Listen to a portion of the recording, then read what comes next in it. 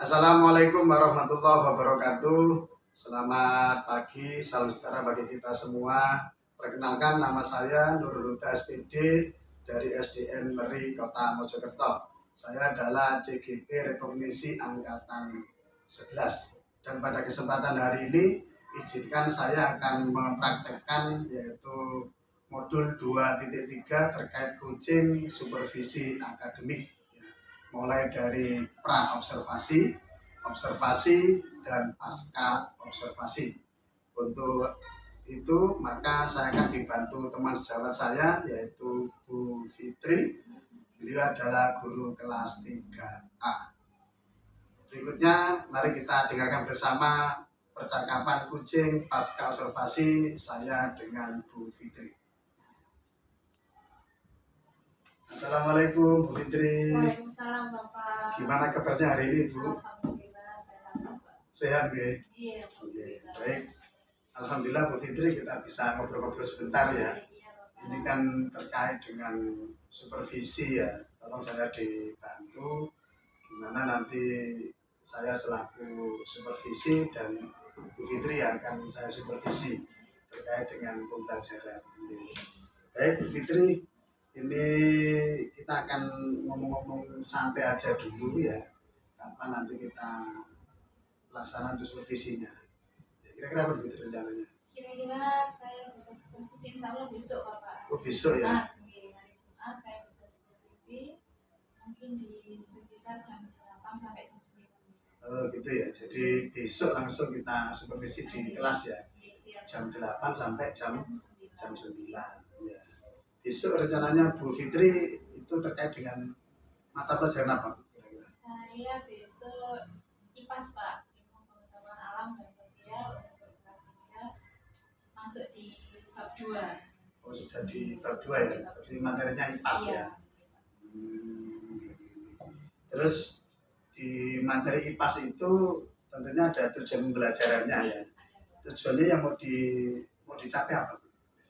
Untuk besok yang mau saya capai itu adalah anak-anak bisa menjelaskan tentang proses gaul hidup. Di sini yang saya terangkan tentang metamorfosis sempurna khususnya pada kupu-kupu. Jadi anak-anak bisa menjelaskan proses gaul hidup pada kupu-kupu menggunakan media diorama.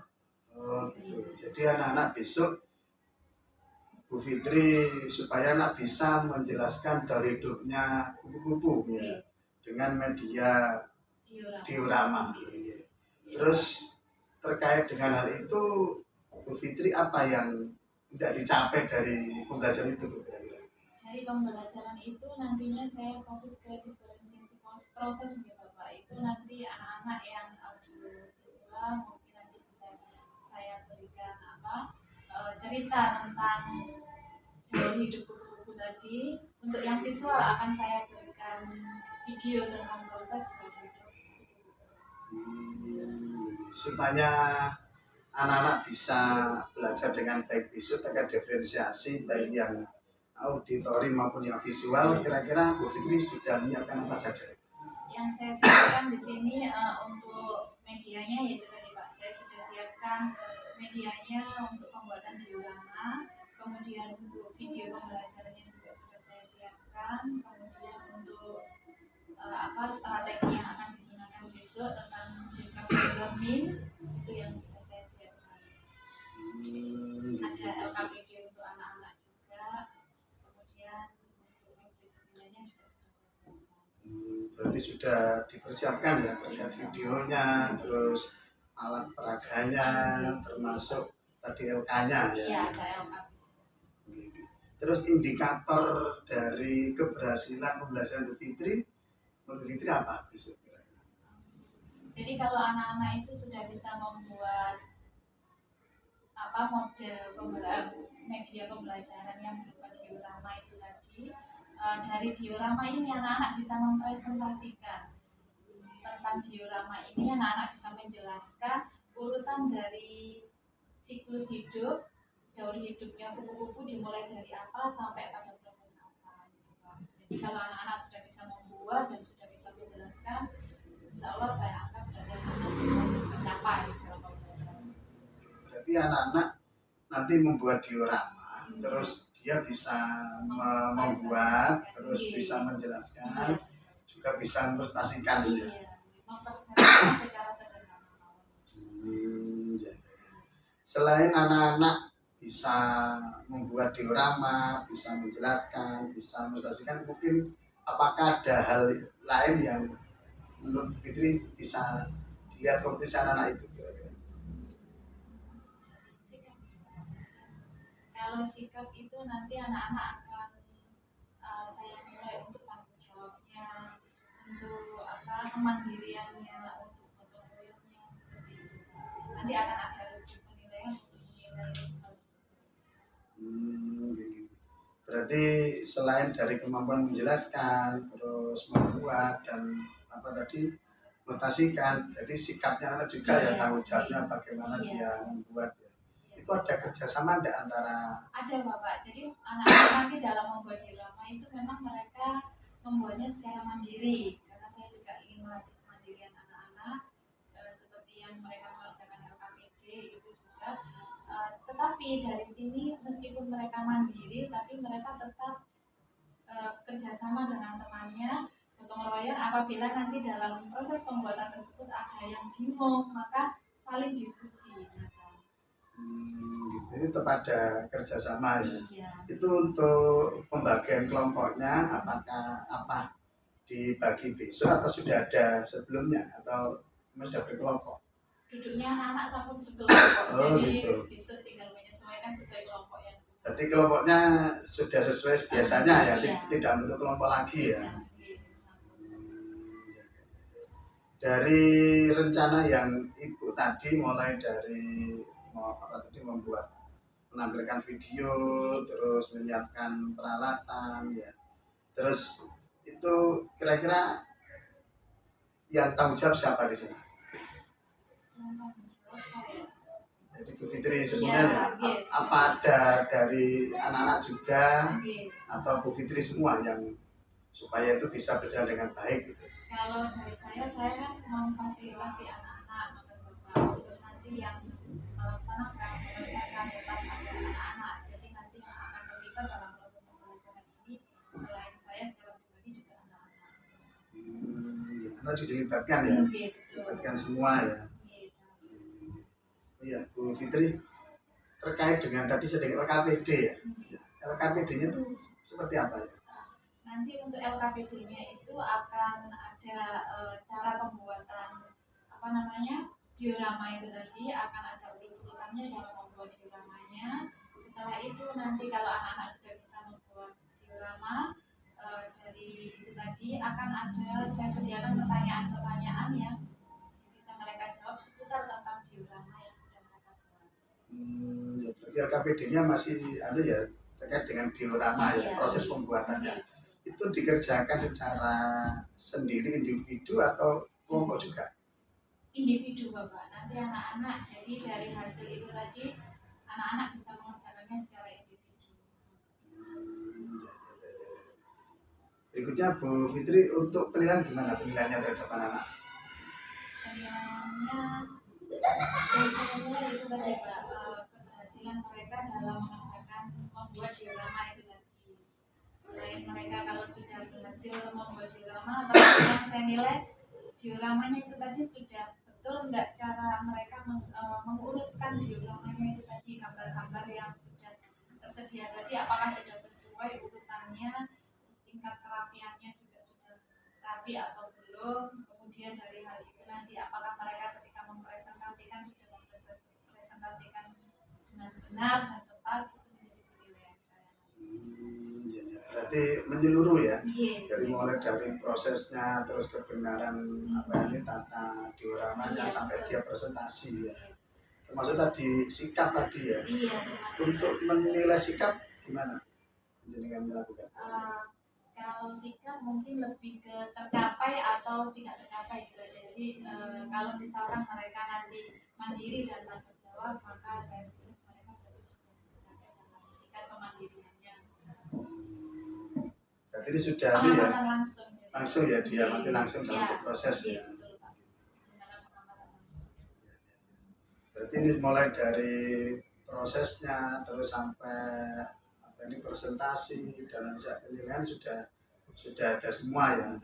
Ya, dari hal itu apa perlu ada yang ditambahkan? Sudah cukup itu ya. Ini tadi strategi yang dipakai jenengan tadi Discovery learning ya.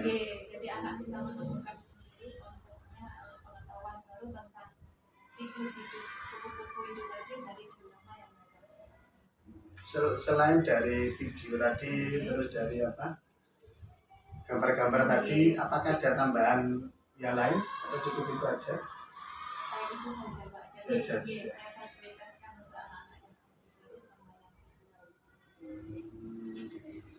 Berarti nanti harapan dari Bu Fitri semua anak-anak yang tadi visual dan literary ini bisa belajar bareng-bareng ya. Tidak ada perbedaan antara yang visual dan literary ya. Terus indikator dari Bu Fitri selain anak aktif, terus mungkin membuat tadi, apakah ada indikator yang lain yang ingin terkait dengan keberhasilan proses Bu Fitri tadi? Sudah Pak, itu tadi saja. Sudah ada semua. Sudah ada semua. Baik Bu Fitri, dari percakapan ini kira-kira apa yang mau disampaikan Bu Fitri hari ini? Yang mau saya sampaikan, jadi dalam proses pembelajaran itu nanti saya bisa memfasilitasi anak-anak untuk yang dengan melakukan pembelajaran yang berdifferensiasi tadi. Saya bisa memfasilitasi anak-anak yang auditory, juga bisa memfasilitasi anak-anak yang visual menggunakan model pembelajaran yang Terima kasih Bu Fitri, mudah-mudahan besok kita satu lagi bisa berjalan dengan baik lancar sesuai apa yang kita omongkan hari ini. Ya. Mungkin sebelum kita akhiri, apa harapan Bu Fitri dari percakapan ini? Harapan saya semoga nanti depannya anak-anak itu bisa semangat, selalu semangat dalam proses pembelajaran, juga karakter anak-anak itu bisa terbentuk dengan baik. Saya sendiri mengajarnya juga bisa memberikan yang terbaik untuk anak-anak. Jadi karakternya terbentuk, terus anak semangat belajar dan gurunya juga semangat belajar juga. Iya. Baik, terima kasih Bu Fitri atas percakapan hari ini. Mudah-mudahan besok kita ketemu di kelas untuk pelaksanaan observasi. Ya, mudah-mudahan lancar tanpa ada kendala. Baik, terima kasih Bu Fitri. Sampai ketemu besok pagi ya. Besok pagi itu berarti hari Jumat besok jam 8 ya di kelas 3A ya. Terima kasih. Mari kita akhiri sama-sama dengan bacaan alhamdulillah. Alhamdulillahirabbil alamin. Terima kasih Fitri. Sampai besok. Assalamualaikum warahmatullahi wabarakatuh. Waalaikumsalam warahmatullahi wabarakatuh. Alhamdulillah, demikian tadi percakapan pra-observasi yang saya lakukan dengan Bu Fitri, teman sejawat guru yang besok akan saya observasi.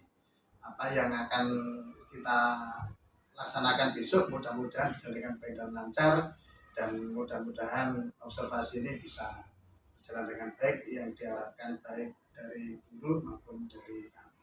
Demikian dari percakapan pra-observasi kami akhiri. Assalamualaikum warahmatullahi wabarakatuh.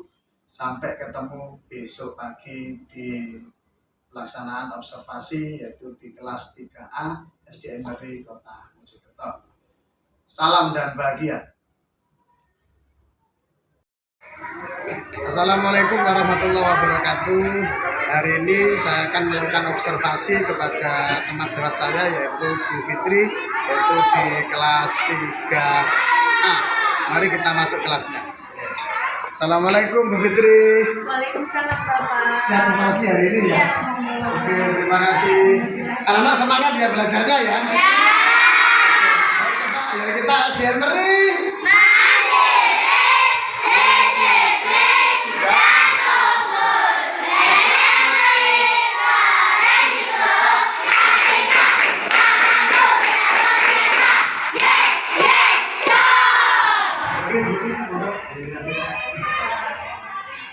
Assalamualaikum warahmatullahi wabarakatuh.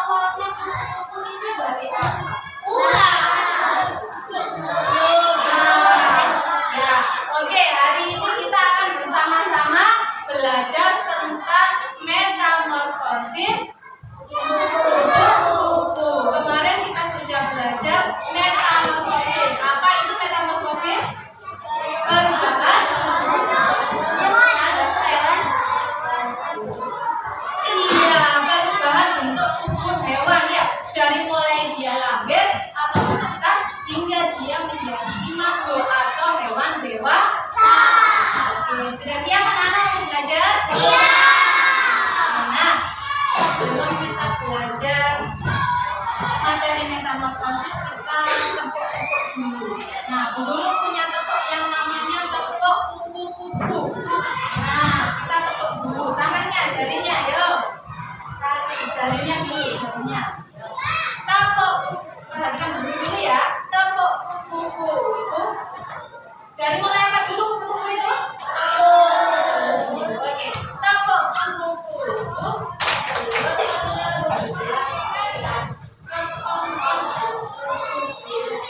Metamorfosis, metamorfosis. Ulang ya. Nah, mulai dari ulang dulu. Mulai dari telur dulu. Telur, telur, ulat, ulat.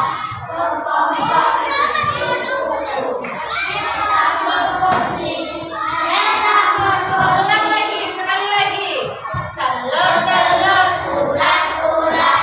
Metamorfosis, metamorfosis. Sekali lagi. Telur, telur, ulat, ulat. Kepompong, kupu-kupu.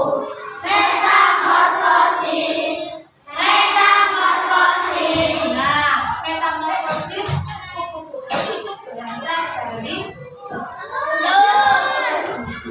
dari telur dulu, kemudian menetas menjadi ulat. Yuk, anak-anak kita simak materi yang disajikan melalui media.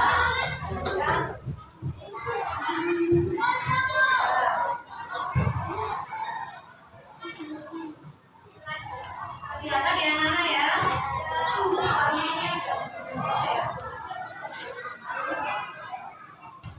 Nah, yuk kita bersama-sama ya.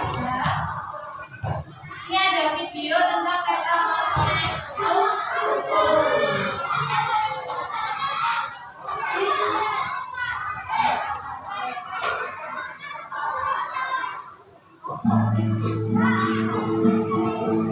Kita perhatikan bersama-sama. Untuk anak-anak semua, hari ini kita akan belajar tentang metamorfosis. Tahukah kamu ikut apa yang akan kita pelajari metamorfosisnya?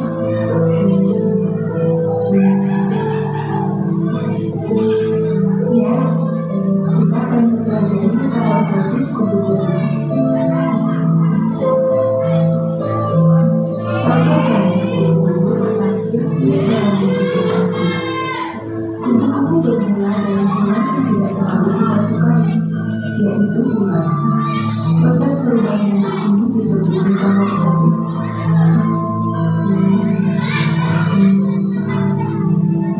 Metamorfosis kupu-kupu adalah metamorfosis yang sempurna, karena perubahan bentuk yang sempurna dari bentuk awal hewan itu. Kupu-kupu memulai hidup dari telur yang kecil. Ibu kupu-kupu bertelur di daun. Terkadang dia meletakkan telurnya di atas daun, terkadang di bawah.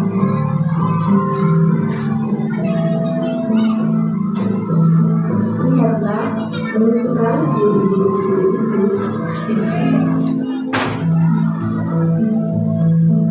Bentuk telur tergantung pada jenis kupu-kupu yang bertelur. Terkadang bulat, ada yang oval, ada juga yang lonjong di ujung. Ibu kupu-kupu memilih daun tanaman yang akan dimakan ular. Ketika ular menetas dari telurnya, dia akan lapar. Dia akan memakan cakaran telurnya, lalu dia mulai makan daun hijau. Tugas ular adalah makan dan makan, supaya dia bisa tumbuh. Ular makan daging selama 12 hari. Kulit kita tumbuh bersama dengan pertumbuhan badan kita, tapi kulit ular tidak tumbuh. Ketika badan ular terlalu besar untuk kulitnya, kulit itu akan robek. Ular akan merangkak keluar dari kulitnya. Dia memiliki kulit baru di bawahnya. Ular bisa melepaskan kulit sebanyak 4 kali. Setelah selesai tumbuh, ular membuat rumah khusus. Yang pertama terbuat dari kancing sutra. Ular menggunakan kancing ini untuk berbagi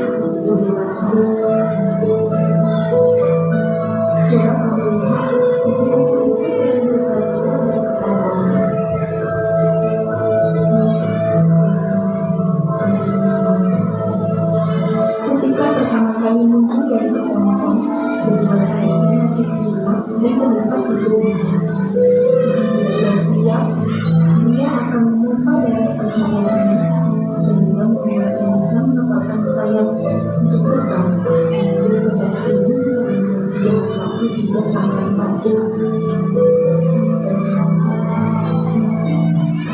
Kupu-kupu akan terbang dan mencari makan. Siklus metamorfosis ini akan terus berlanjut ketika kupu-kupu bertemu pasangannya lalu berevolusi. Mereka akan menetaskan telur kembali di atas daun dan siklus hidup kupu-kupu akan mulai dari awal. Nah, anak-anak sudah tahu prosesnya? Tahu. Prosesnya apa dulu tadi? Ya. Nah, terus bulat dan kelompok dengan kupu-kupu. Iya.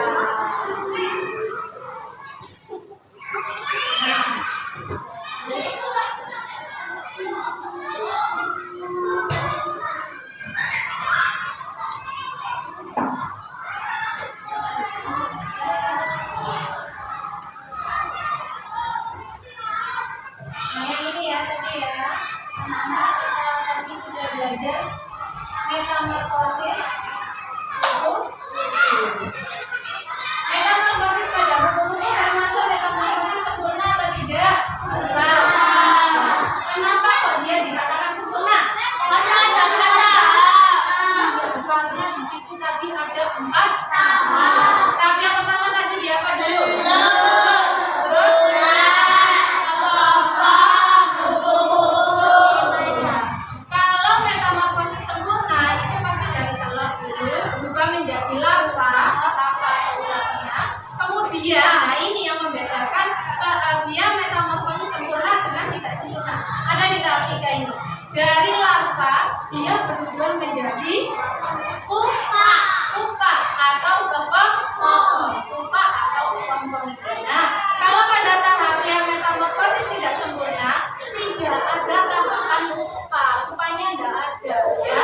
Jadi dari larva, dari mulai yang pertama telur, dia kemudian menjadi nimfa.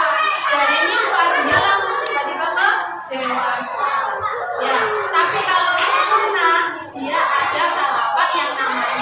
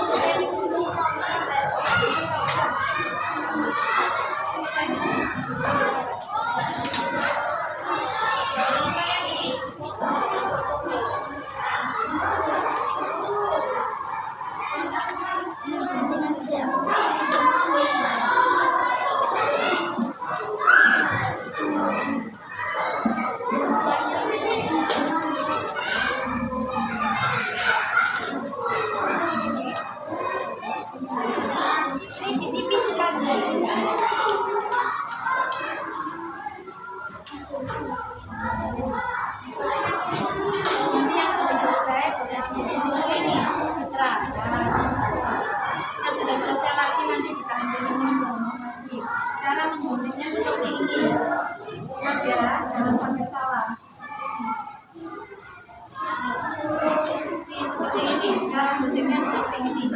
Ya.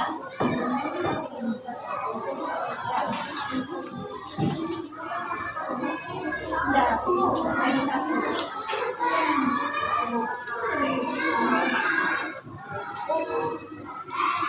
Nah, seperti ini.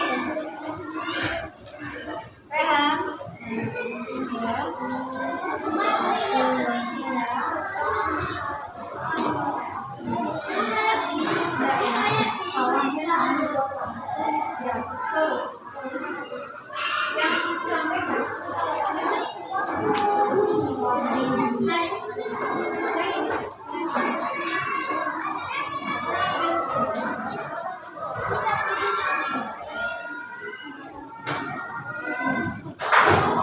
Ini ya cara mengguntingnya seperti ini. Bagian putus-putus yang di tengah itu untuk melipat. Jadi jangan digunting, ya. Yang tengah ini untuk dilipat. Kalau yang samping untuk digunting, yang tengah untuk dilipat, ya.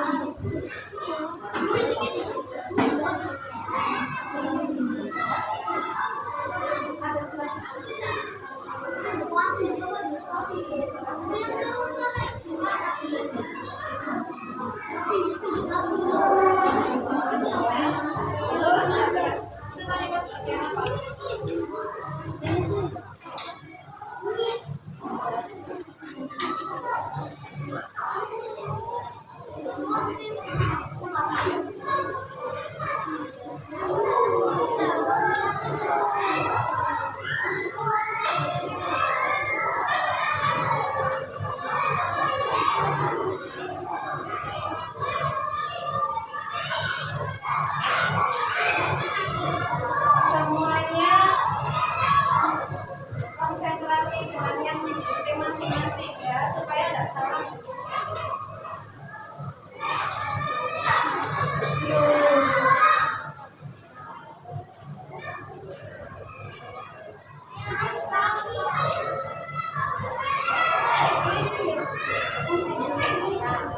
Bagus.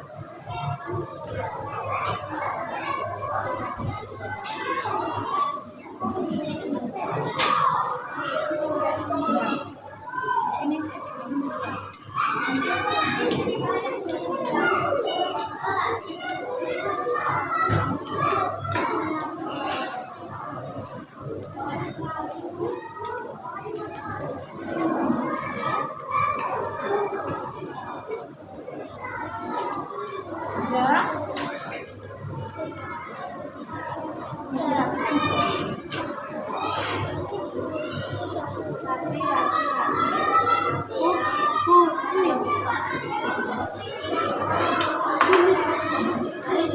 Punyanya Ryan kalau sudah selesai dilipat. Nah, bisa melipatnya seperti ini. Yang pas putus-putus kalau di kamu.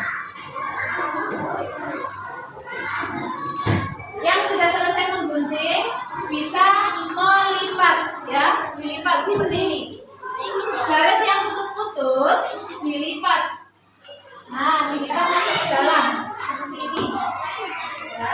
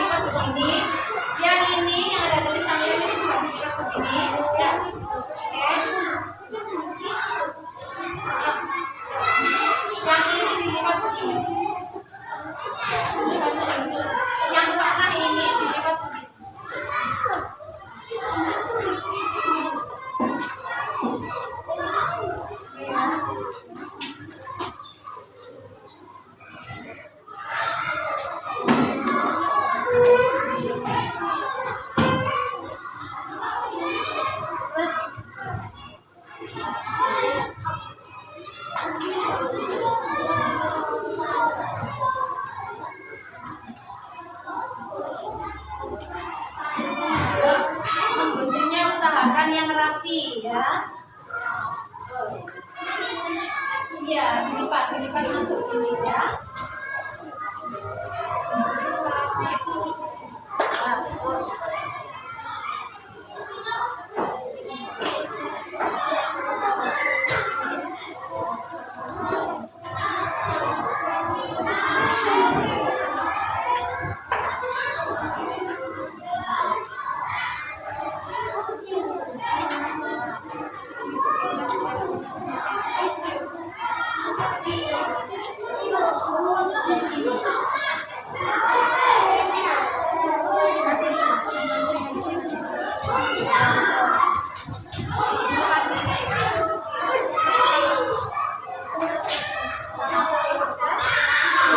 Hewannya jangan lupa digunting juga, hewannya digunting. Ya, hewannya digunting. Bentar, nanti kalau sudah digunting semua baru sudah.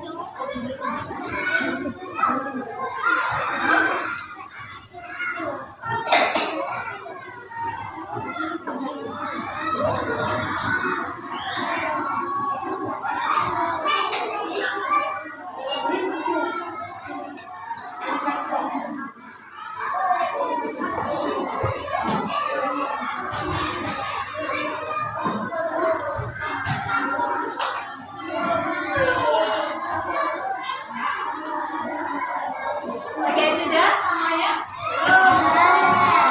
Jangan ditempel dulu sayangku, jangan ditempel dulu. Tempelnya nanti terakhir ya. Sudah selesai seperti ini dulu. Nah, kalau sudah digunting seperti ini, kalian lihat yang di bawah ini ada garis-garis. Ini gunanya untuk apa ini? Guru beri garis-garis ini untuk apa? Nah, betul menulis. Apa yang dituliskan di sini? Iya, tahapan singkatnya.